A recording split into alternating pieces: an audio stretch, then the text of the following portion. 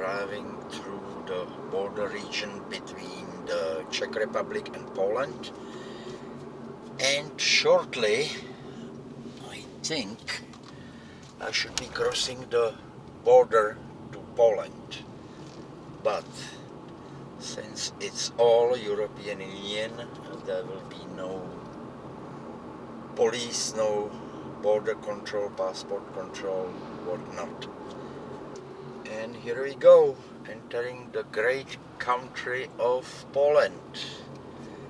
And signs Continue are for 2 kilometers. And signs are in Polish language, obviously. So what's the goal? Wrocław, that's where I want to go today.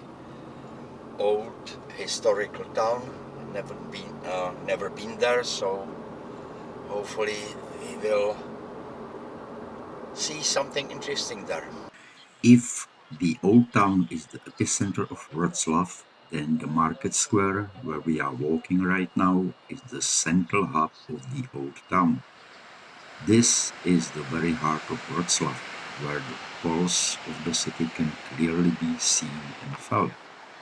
Here, Wrocławians and foreigners alike gather to shop, dine, do business, or come for a concert or some performance. For those of you who like symbolism, you could say that Wrocław's main market square embodies the city's slogan as the meeting place. The market square was significantly rebuilt after the World War II. As much of the city, including the market square, was heavily damaged during the war and required extensive restoration work to return it to its pre-war appearance.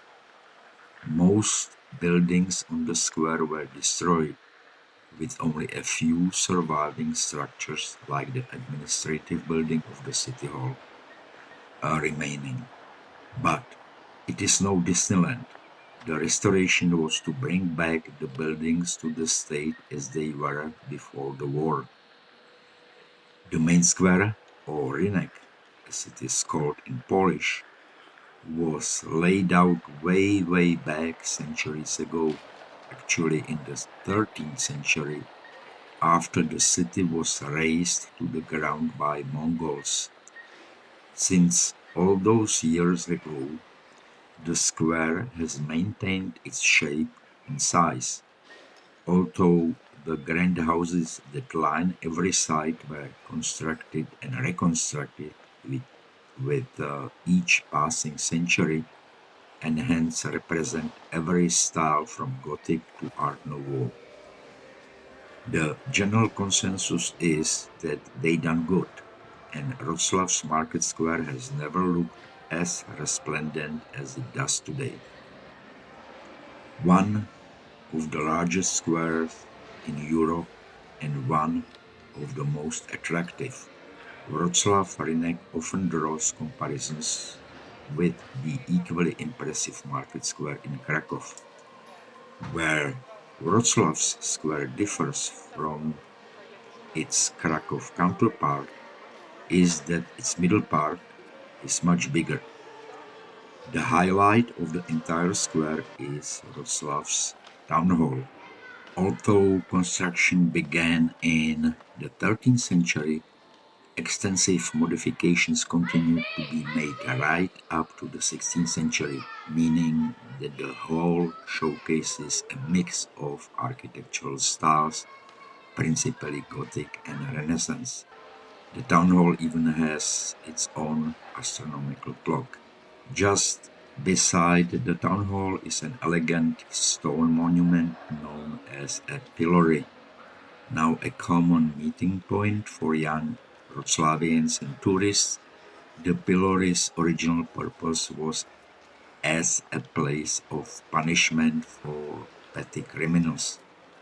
In fact, public flogging and other forms of punishment and humiliation were still practiced here in the 18th century.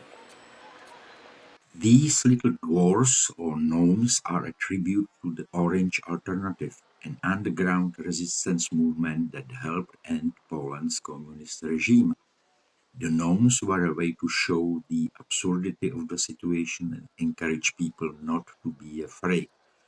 The first ones were painted on a wall in 1982 by an artist at the University of Wrocław.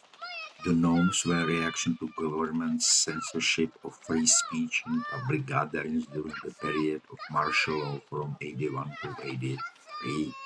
I'm on the outskirts of Old Town and I like the character of the area, the old buildings.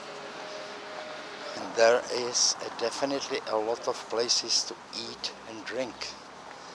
Prosecco Oyster Bar, Italian pub and disco. So this is one square in the old town that is actually right next to the main square, behind this flower market, behind the taxi standing there. Okay, I'll go to the flower market, but what I really need is to find a place where I can change some money, because even though it's European Union, they have their own Polish currency called zloty. And even though I pay most of the things, almost everything I can with my credit card, I need some local cash, because I'm not sure if everyone accepts local cash. I mean credit cards, even if I want to buy just some small thing like a bottle of water or something. Well, I'll see. Tourist information. Maybe I can ask where I can change the money here. Okay, so I've been told in the tourist office that I need to continue this way, past the post office, turn right, and there is a money changer. So, post office, where are you?